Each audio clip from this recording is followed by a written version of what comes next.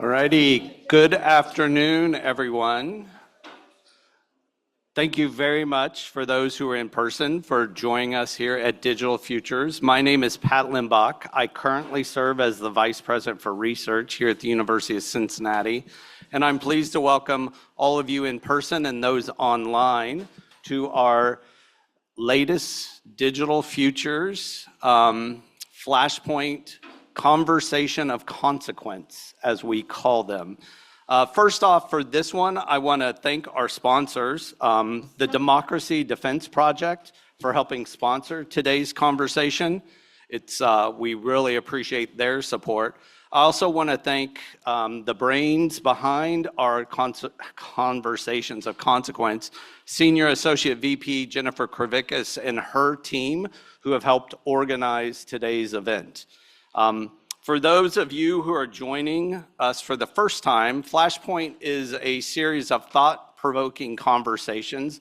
As I mentioned, this is number 15, and I believe, Richard, you've been a panelist and now will be a moderator for us on this one. So we have them on many different topics. You can find that a whole listing of all the previous Flashpoint series on our research.uc.edu website if you're interested in any of those. But today, our topic is very timely and important with the election less than a week away. We're going to be talking about securing democracy, a bipartisan look in a partisan era. And as I mentioned, we are very pleased to have UC's own political science professor, Dr. Richard Harknett, who is not only a professor in political science, but he is also one of the leaders of the Secure Cyber Lab that is located here in Digital Futures as our moderator. So, Rich, I will turn it over to you. Thanks, Pat. There we go. So thank you all for joining us today. We've got this thing happening on Tuesday that you might be interested in. And so we thought we would spend a little time with two Ohio-based experts to walk us through a critical element, right, of overall democratic institutional trust building, and that is trusting our elections.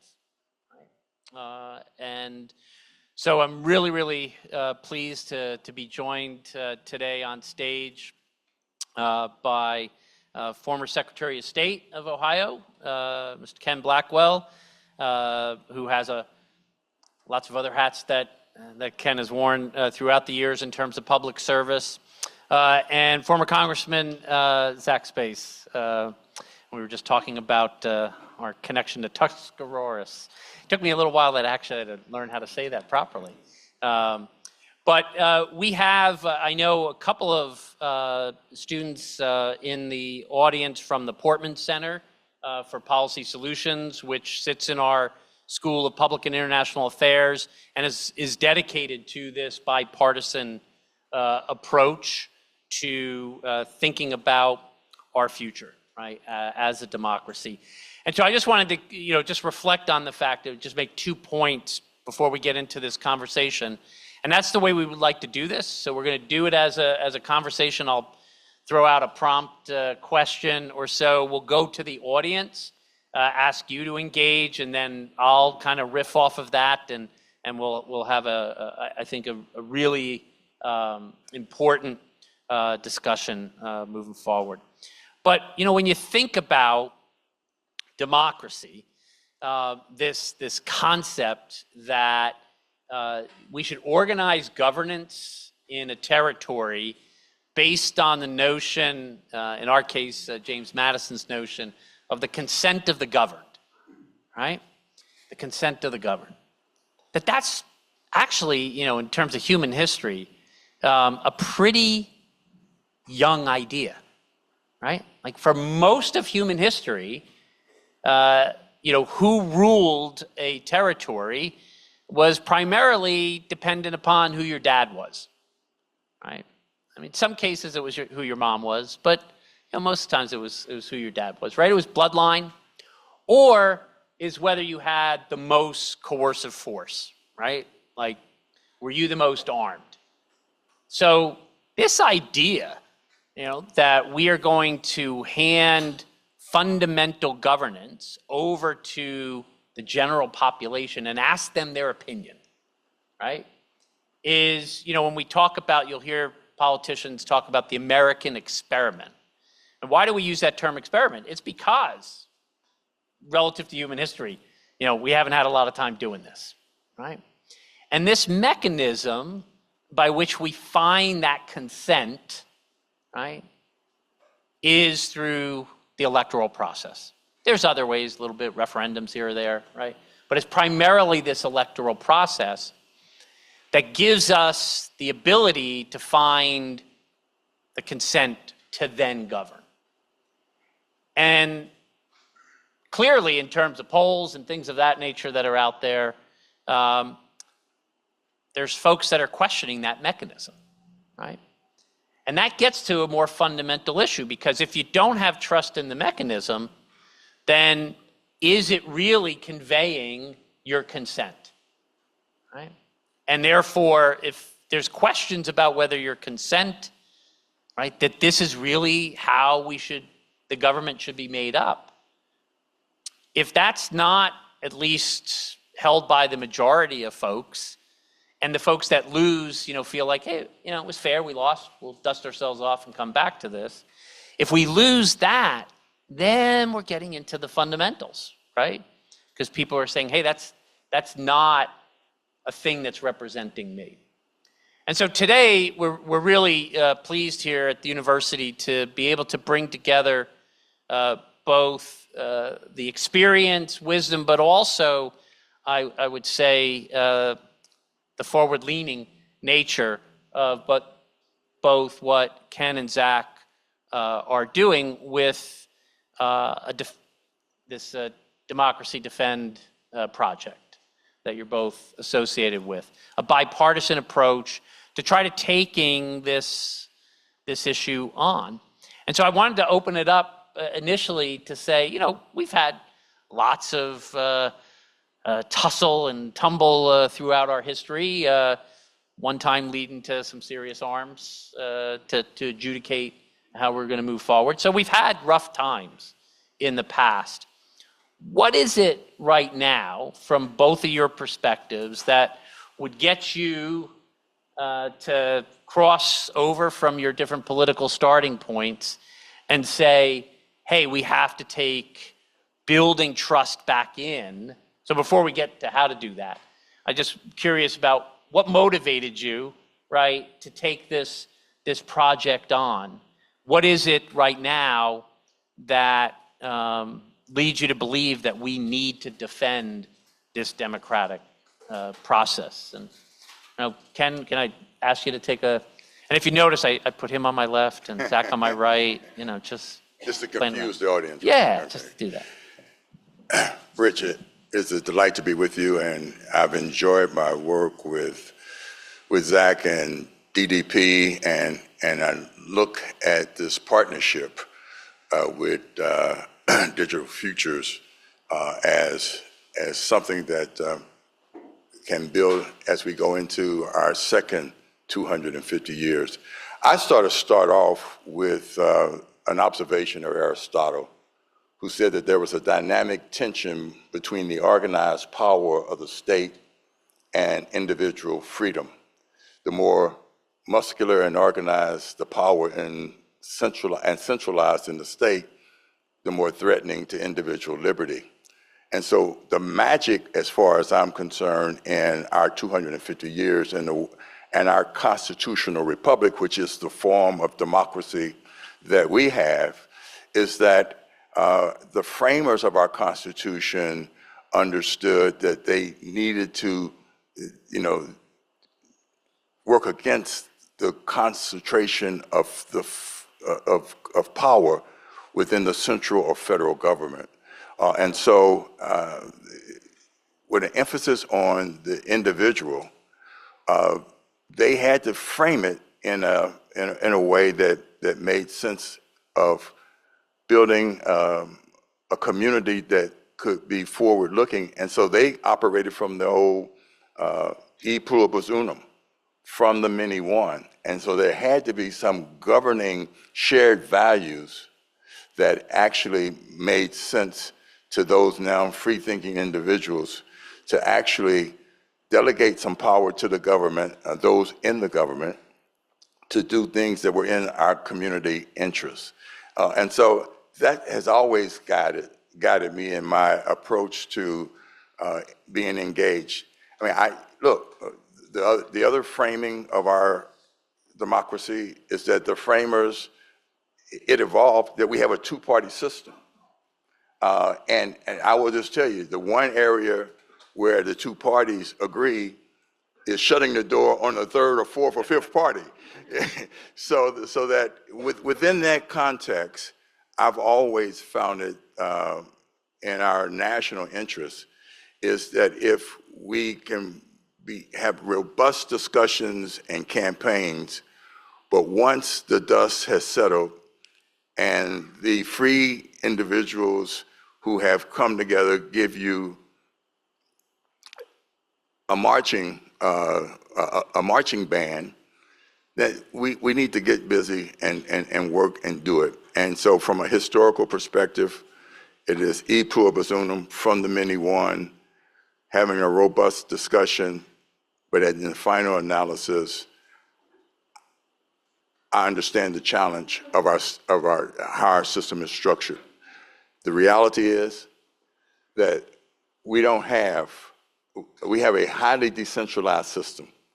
The 50 states, elections are administered in 3,100 counties.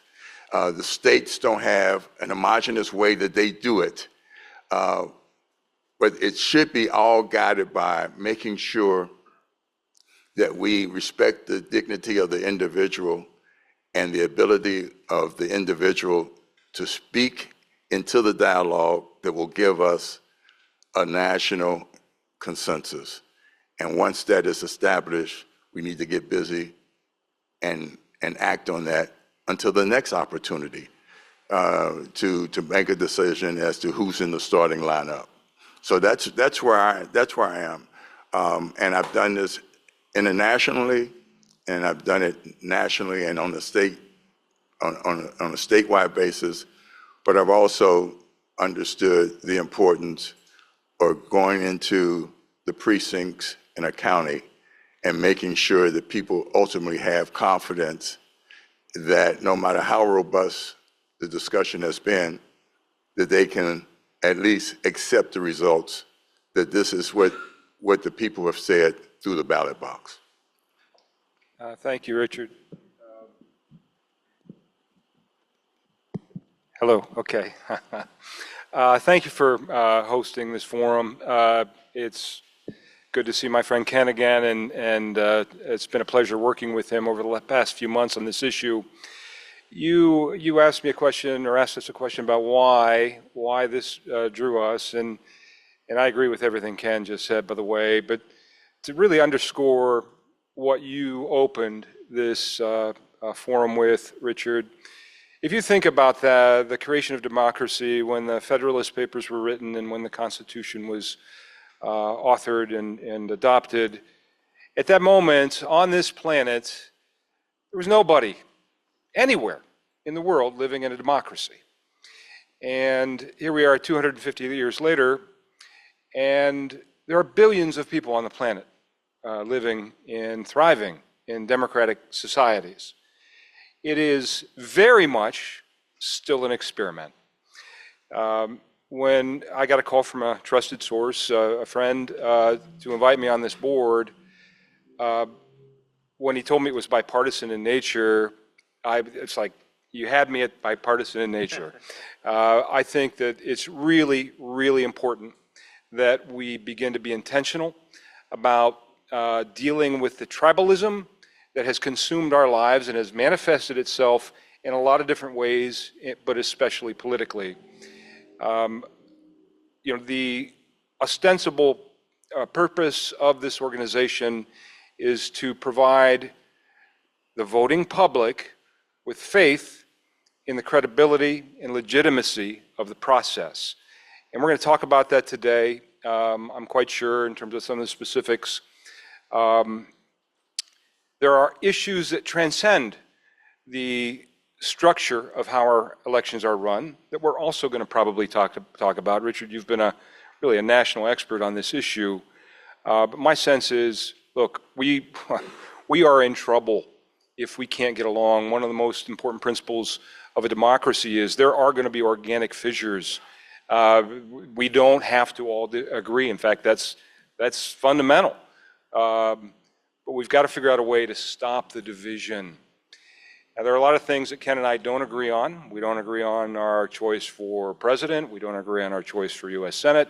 And we don't agree on a lot of social policies. But we agree on this, that when you cast your vote on Tuesday, or if you've already done so through the mail or in person, you can rest assured that it will be counted and it will not be negated by an improper vote. And I think this is a really good starting point for us to begin to have a conversation around, healing some of the divisions we have in this country. Yeah, I want to draw you out a little bit. For those that are not familiar with the Democracy Defense Project, just let me give a quick outline for the audience. It's a bipartisan group of former elected officials and leaders across a number of states, Arizona, Georgia, Michigan, Nevada, New Hampshire, Ohio, Pennsylvania, Wisconsin. Why do they all get grouped together so often? But that's really important, right? These are the states that everybody's paying attention to. So this group is as well focused on, if we're going to build trust, it's about these states that are the most in play, who will work to defend transparency, safety, security, and the validity of our nation's electoral system. We will publicly defend those who have sworn to uphold the rule of law and to be an active voice against any individual or organization that would look to undermine lawful election processes and outcomes. And as your website say, it's time for those of us who know better to speak up, and that's what DDP will do. And so one could imagine that the week or so after the current election, if it plays out anywhere near where the polls are suggesting, which is that it's very, very close,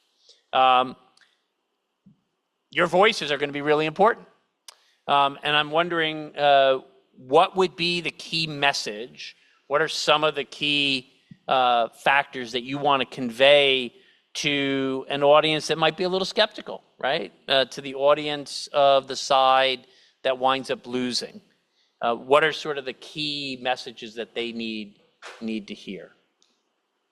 Well, I think it's important if the election in several states are within what I call the margin of litigation, you in fact can anticipate that we're not going to know the final results until that litigation plays out. We are perhaps one of the most, if not the most, litigious constitutional republic and democracy on the face of the earth. That's just a fact. And so the reality is that if it's not a margin that's too big in the minds of folks, too big to rig, we in fact are going to have a debate and challenge, and we should do that. What Zach and I have is a structure within the state of Ohio that allows for a couple of things. One, we have 88 counties. Those counties are represented in elections by boards of elections, 2 Democrats, 2 Republicans, double key locks on everything, so that in fact we have worked hard to reduce, the number of human errors and attempts to rig the system. We've sort of washed it out. But the reality is that we have what we call provisional ballots, where if in fact there's a question on election day and someone is given a provisional ballot, they will be given a provisional ballot, and that might not be resolved until 2 weeks, 3 weeks after the election. As you all know, the certification process and all of the pre-certification process doesn't happen until mid-December or the second week in December. And so that is step 2. Step 3 is where we got into some difficulty in 2021, when in fact it went to the Congress, the House for certification. So our attempt is to make sure that people understand that they can challenge in those close elections, but there is a process, and there is a point by which the challenges are resolved. If it doesn't go your way, you have to accept it, because what is prevailing in our country and our culture is the rule of law.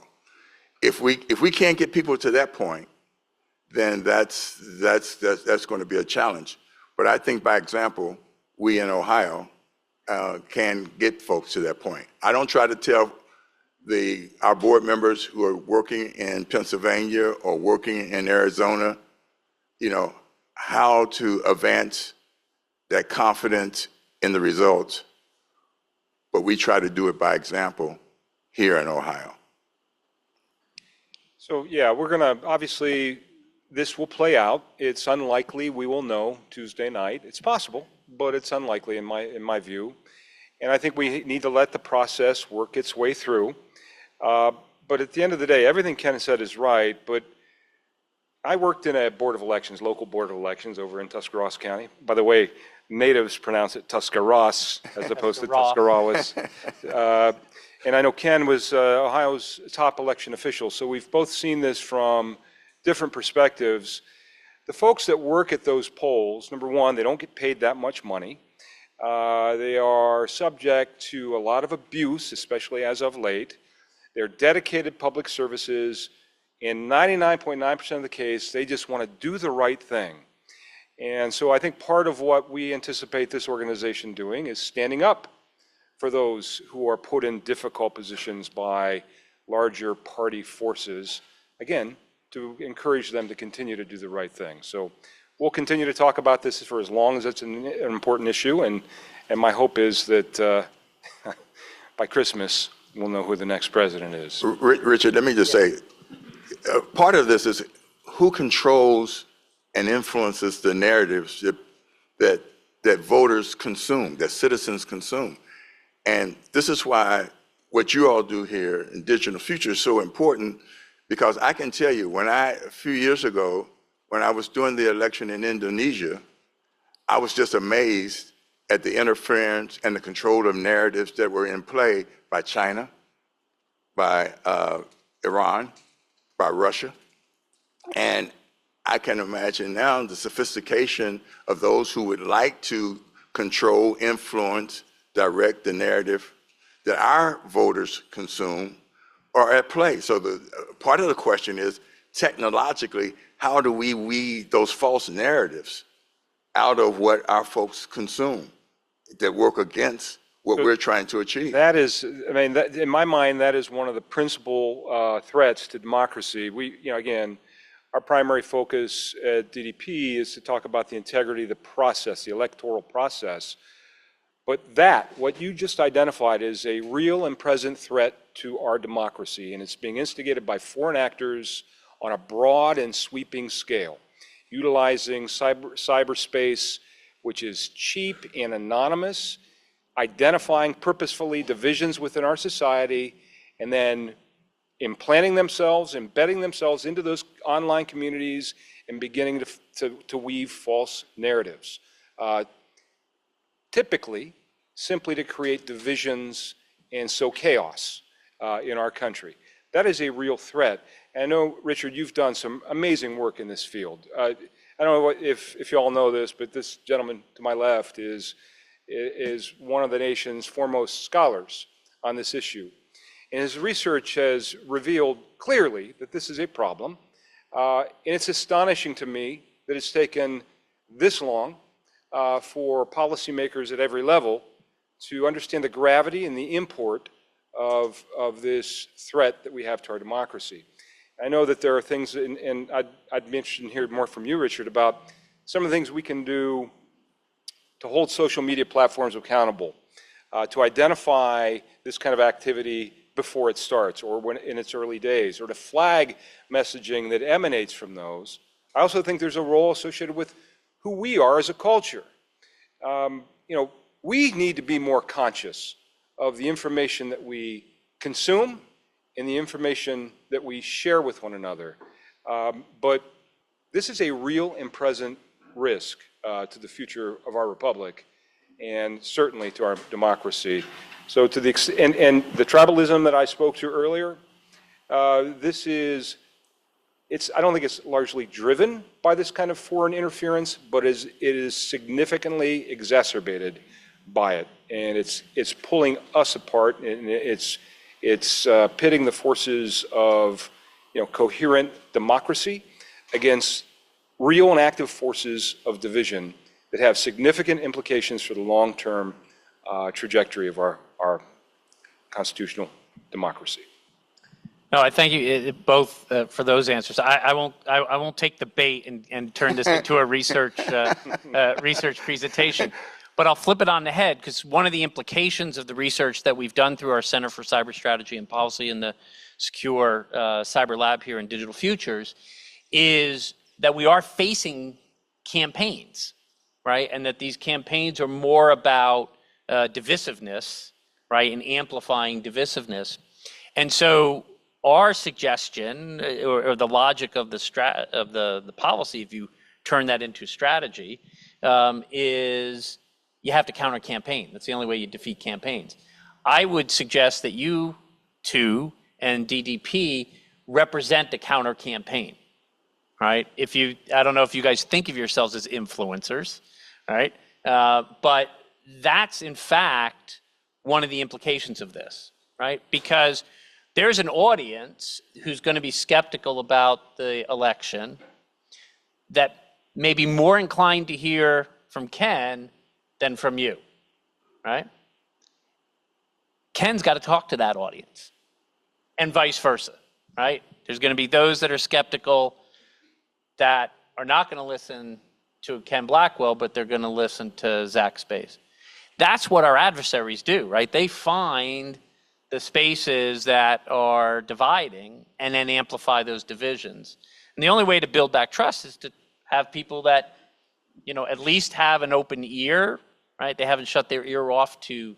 So we've got to get more sophisticated. And I think DDP, my reaction to you from a researcher standpoint, is that it's a dead on in terms of what its mission is.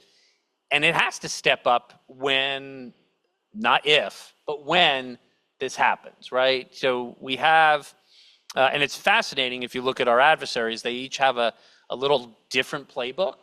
And that playbook is, they're ready to hit send, Tuesday night, or actually throughout the day on Tuesday and beyond. So these types of efforts, right? It's not a static kind of environment, but as you suggest, there's something broader and deeper here. And we're doing things on, the intelligence side and military side that help, but ultimately, it's, if you get back to the consent of the governed idea, right?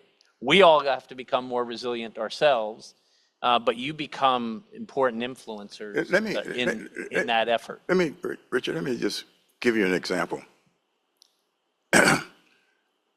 In 2004, I was in my second term as Secretary of State. When I became Secretary of State, I kept a lot of the personnel that had been in the Secretary of State's office under Bob Taft. What most people didn't know was that Bob Taft kept a lot, if not most of the people that had been in the administration of Sherrod Brown. In the 90s, newspapers wanted to encourage voter participation, and so they printed tearaways in the newspaper for registrations. By the time Taft had taken, it was in his second term, what he realized after working with the newspapers was that the mail sorters from the U.S. Postal Service was chopping up and destroying those registrations. So they set, the state legislature and TAF set a standard of paperweight that could make it through the mail sorter.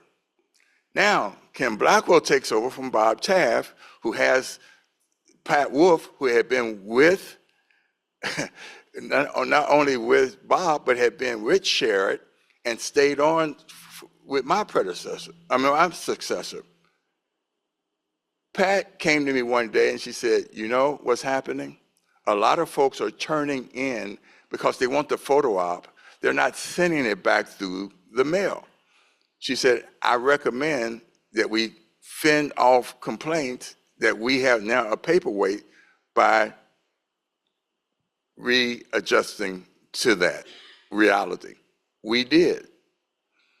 But that took on a life of its own. Is that Ken Blackwell, in order to destroy registrations, had this false paperweight. It took the newspaper saying, okay, Ken Blackwell might have some faults, but that's not one of them. That's the sort of cooperation that we need. Here's another reality. Long lines in 2008. Very important that we focus on that. What happened in 2008 was that folks actually, well, it wasn't in 2000, it was in 2004. Folks had decided that one of the things that they were going to do is to get, in Ohio, they were going to get folks, students at Ohio University, to vote not at home, but in Columbus, Ohio. Sure enough, the Board of Election in Montgomery County had not thousands of voting machines on the shelf. They had to place those voting machines based on past patterns of voter participation. They did, not anticipating that they were going to have these hordes of students coming to vote. They had long lines. And all of a sudden, I had Jesse Jackson and Al Sharpton picketing in front of my office saying I had deliberately shortchanged voting machines in Montgomery County to frustrate voters from standing in line and voting. The reality was, it was a very positive sign that one, not only had they shifted where these college students were voting, they had also had a fantastic campaign in the Black communities of Montgomery County.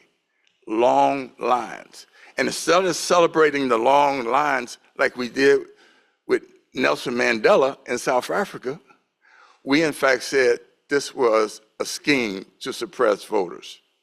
We have to crack through those sort of myths. If we don't, you couple them with the false narratives of our international opponents and nemesis, we have a problem of draining confidence of people in the integrity of our system. That's why I enjoy working with this guy, because we can bump heads on some policies, but we understand the strengths of the system in Ohio. And so, building off of that, I don't want to queue up a long line of questions from the audience, but how about we get three to get it going from the audience, and then we can riff off of that. And if you want to just throw up a hand, and I will take a few. We got, yeah. And just as protocol, just if you could introduce yourself. I'm going to repeat the question just for those that are streaming, because your mic is here and not there. Great. Thank you for a great panel. Rena Williams, I'm Associate Dean for Social Sciences and a political scientist, so this is dear to my heart. I study Indian politics and democracies around the world comparatively. And what you just said, Mr. Blackwell, about cracking through myths really struck home. So I wanted to ask both of you about one thing in particular. Around the world, democracies around the world, the idea that the election results will be known and announced Tuesday night is a complete outlier. Nobody in democracies around the world really expects that. I mean, in India, it takes 2 weeks just to hold the election, then it takes another 2 weeks to count the ballots, and everyone knows this. And so we seem to be moving in that direction here. So my question is, how could we crack through that myth with the public? That if it takes 2 weeks for election results to be counted and tabulated and verified and confirmed, etc., even if there aren't litigations and challenges, that doesn't mean something nefarious is afoot, that sometimes it just takes a minute to get it right. So I'd love to hear what you both think about that myth and how we would crack it. So I'll just quick repeat for our online audience, and thank you for joining us online as well. The rest of the world, democracies, they actually take their time to count votes. There's not an expectation that by the end of the night you'll know your victor. We have that expectation here in the U.S., but there is actually a process, even minus litigation, that it could take a little longer. And so you had talked about breaking through myths. Is there a way specifically that DDP is addressing that sort of timing issue, that if it takes us a little longer to get this and get this right, that doesn't mean that something's going wrong. It just means that the process is playing itself out. How are you guys addressing that? Again, our challenge is our decentralized system, and states handle it differently, and so you're going to have some states now that will hand count some challenge votes. Where it becomes a challenge for us is when people can see our neighbors up north in Canada, who actually, they do have their results, within 24 hours or so. Let me just tell you another thing that I experienced in Indonesia a few years ago. They have a national election date. I think it's about 100, and you can correct me, about 193, 197 million people across Indonesia. They have a national election day. They vote from 7 in the morning to 1 p.m. Then every group that's on the ballot, they meet in a location and they hand count the ballots. And they hold the ballot up and they chalk it up. Once they've gone through that process, very transparent, every party that's represented on that ballot signs off on it, and that's it. It is all in process and how we do it. Our challenge is that we have 50 different ways of doing it, and we just have to have the patience to go through the process. Because if you start shortcutting, you build, I think, resistance in the confidence of the voter. So it's a challenge. It really is a challenge for us in terms of how we process and the fact that our system is so decentralized. Yeah, and I think pretty clearly we live in a world, we Americans, where we cherish and have come dependent upon instant gratification, and that's a cultural issue, and that to me speaks to the importance of civics and education. And my opinion is that we should be teaching kids civics as early as 2nd or 3rd grade, and we should be continuing that educational process through until they're done with college, frankly. We don't do enough to educate our students on the value of democracy, what it really means. And I think, and Richard and I were talking about this a little bit before the luncheon here, I think introducing curriculum around the socially responsible use of social media could be an important part of that. Because again, social media, I'm on X now because of DDP. I'm on X now, or LinkedIn now, I produce because of DDP. I am not a big fan of social media because I think it's taken something that is natural, and that would be the communication between two people that is something we all yearn for, and made it unnatural. And I think it's skewed a lot of things in our society. Perhaps the biggest victim of all has been our political process. I'll just note, interesting, like on that night, there's no certified vote, right? It's AP that's calling the election, right? So there's another variable called the media in terms of instant gratification, right? And I don't know if we can put the toothpaste back, because at the end of the day, when I was growing up, and I'm a little older than Zach, it was 3 networks. We're not going to go back to 3 networks. And with the explosion of social media and podcasts, that's part of the challenge of how do you build a national consensus with that sort of structural fractalization. I think we're smart enough I think we'll get there, but we're not going to get there if we don't try to get there. Another question. Yes, sir. We'll go 1 and then 2. Hi, Joe Sabo. I work for Slalom Global Technology Consulting Company. So my question is technology related. I know that technology is really valuable in how it improves the accuracy, efficiency, and security of elections.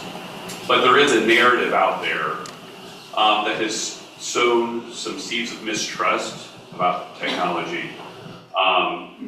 There's calls to return to counting paper ballots and things like that. From your position, what's the proper narrative to those skeptics, and how do we restore some confidence in the use of technology to make our elections secure, and efficient, and accurate?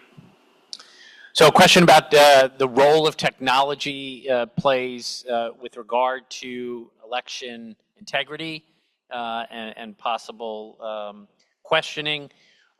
If you want to speak to some of the things that Ohio specifically does from a technical standpoint. Yeah, I'm going to defer largely to Ken on this because he's much more an expert on the individual particulars associated with our structure in Ohio, but it's not connected to the internet. It is monitored closely by both Democrats and Republicans. There are numerous safeguards. So again, it's really easy to spread disinformation, and it is very intentionally being spread by a lot of different sources, including some from overseas. But at the end of the day, in Ohio, technology is great. The old adage, technology can be used as an X or a tool. In Ohio, I am convinced that it's the way it interfaces with our electoral process. It is a tool, and it's effective. And there's not one documented instance of that technology being breached and in some way or another corrupting the electoral process. Again, Zach has made my point. Our voting machines are not, county to county, are not connected. But let me start off by, let me also tell you that my oldest daughter told me that I was a 21st century Luddite. So I'm not moving along that technological track as fast as most of you all are. There are about 50,000 election workers across our state. Like I said, 88 counties, tens of thousands of precincts. I don't think there's anything wrong with keeping the focus on the neighborhoodness of precincts and encouraging. I was the Secretary of State that moved us to no excuse absentee voting. I never thought that it would go from 10 days to 2 weeks to 30 days, but it has. Can't get that toothpaste back in the tube. My thing has always been to make sure that whatever technology that we use, that folks understand that it has enough eyeballs, bipartisan eyeballs on the process, enough human engagement in the process that will keep our batting record, as Zach just mentioned it, where, we get bipartisan sign off and we don't have to wrestle with that sort of confusion. I'll just note that DDP did a poll, a survey, and one of the parts of the survey, they listed, correct me if I'm wrong, like 9 different technical and procedural things, but posed them as a question, like, would you want Ohio to do this? And the numbers came back like in the 90 percentile, right? Like 92, 90, people saying, yeah, absolutely. And in each one of those cases, Ohio's actually doing each one of those things, right? And so it was just that the numbers were, really, really heavily skewed to suggest this notion that Ohio has a very high bar. It seemed to me that was the takeaway from the survey. Yeah, and it's also interesting, that same poll suggested that the vast majority of Ohioans have confidence in Ohio's electoral integrity, but significant numbers do not have confidence in the rest of the country. And by implication, I'm suggesting perhaps that they're referencing those 7 states that were referenced at the top of this meeting where DDP has a presence. And I attribute that difference between the way Ohioans look at their own electoral process and the way they look at everybody else's. I chalk it up to a couple things. I do think, to your point, we do have a lot of safeguards in Ohio that have worked successfully. Ohio is not a swing state, so there's not as much riding on the integrity of that process. And the truth is that, and this is the uncomfortable truth, if you look at the crosstabs in that poll, most of the folks that don't have trust in those elections in other states are likely Trump voters. That's the reality. And this is an uncomfortable subject for me to go here because of the commitment and the authentic commitment to bipartisanism. But at some level, this message about voter integrity or electoral integrity and that your vote counts and it's not going to be negated by an illegal immigrant voting, whatever, the primary audience for that at this moment in time, and it's not always been this way, obviously, but is the Republican Party, and specifically those likely to vote for Donald Trump. And I think that's a subject that we need to broach and that we need to be aware of and that we need to be thoughtful of here at DDP. Quick. Hi, my name is Serena. I'm a third year. I'm one of the Portman Fellows down at UC. I was curious about, in parallel to your discussion of securing our votes, one of the big issues that we've been talking about in Ohio specifically is voter registration and how that impacts the vote and our general overall voting population. So I was wondering, given your experience internationally with seeing how their voting systems and processes work, are there ideas that you have seen that you would be interested in seeing implemented in the U.S. and Ohio in terms of increasing voter registration while maintaining security in that process? So a question about, on the front end of this whole process is getting registered to vote, right? And given the fact that you both have experience in looking at and comparing other systems, whether it's other states or other countries, are there lessons that Ohio can learn with regard to voter registration and engaging in increased voter registration while remaining a secure electoral process? Yeah, one, we need to work on making people understand that their vote matters. When in our country, unlike Germany, for instance, if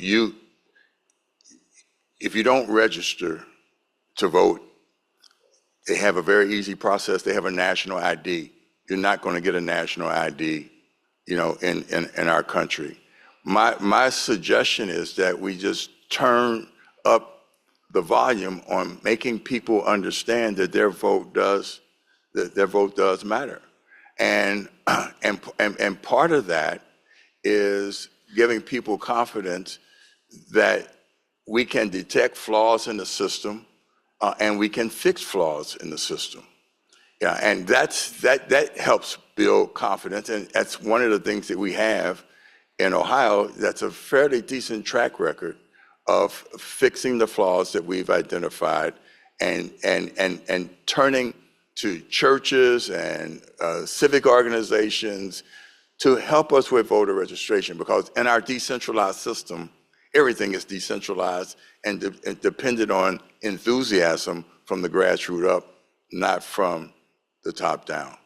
And let me just underscore another point, because this is very, very important. It goes across the grain. Hillary Clinton is yet to say Donald Trump his election was legitimate. She is yet to say it. So it's on both sides of the aisle. We had a gubernatorial candidate who failed to concede that she had lost the election. She thought the present governor had stolen it. So it is how we talk about all across the aisle. And look, I will tell you, and I sent on Twitter, I sent something back to someone who has sent something to me, and I said, #StopTheSteal. It came back to me and said, hey, this language, you can contest a point, but this language is not helpful. It's the last time that I used that hashtag. And so it takes discipline, and it takes a commitment to building a national consensus and confidence in the legitimacy of our system. But it takes that effort. We all have that agency that's invested in us.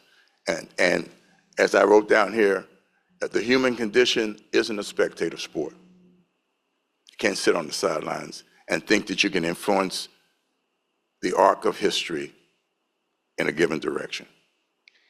I think Ken's right about everything he just said, but particularly people having faith in the process is going to be really important to incentivize and encourage people to register to vote. I think the conversation we had just a few minutes ago about the importance of civics and an ingrained understanding of the importance of that vote and what it really means are important. But at the end of the day, the Democracy Defense Project, we care about this. I care about that issue deeply. I want as many people to register to vote as we can, and I feel like we should make it as easy as possible. We can disagree on things like that. So, Ken and I might disagree about, certain parameters associated with what it takes to register to vote. We might disagree on, legal challenges that might end up flaring up after the election. But here's what we agree on, and this is what's important, that we believe in the legitimate, peaceful transfer of power. Yep. We believe that every vote counts, and that when the election is all said and done and your legal remedies have been exhausted, it's over. It's time to move on. You lost or you won. And really, that's what we stand for. So every state has a different plan when it comes to how they register voters, how they count those votes. As long as those are done within the bounds of constitutional normality, that's not our fight to fight.